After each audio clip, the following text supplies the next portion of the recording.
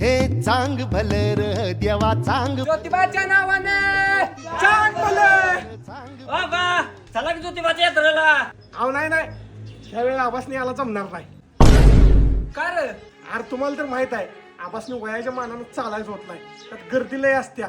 चांगली होईल कुठे तर. हे नाही होत चांगला चिंगरी. मी येतो आम्हाला आमच्या संघ. हे पोरा जाऊ दे मला आता.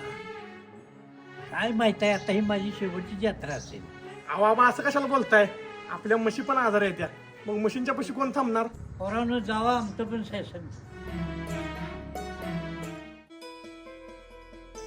काय लागाय क्रिया का हो काय झालं. आबाला यायला नको म्हटलास तू. अहो वय झालंय त्यांचं. अरे कशाच वय तुझा आबा आमच्या पुढे ज्योतिबा डोंगर चढत होत. काय आबा अरे मग ज्योतिबाच्या नावानं चांग बल म्हणलं की आबा आमच्या पुढे शासन काठी घेऊन पाळत सुटायचं. अहो ती बघा आबा वैरण टाकायला लागली ती.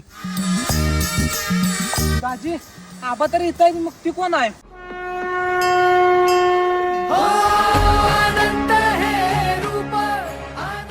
ए पोरा म्हाताऱ्याला लावून दिलं नाही. तू काय चुकीच केलं नाही. माझा तो भोळा भक्त आहे.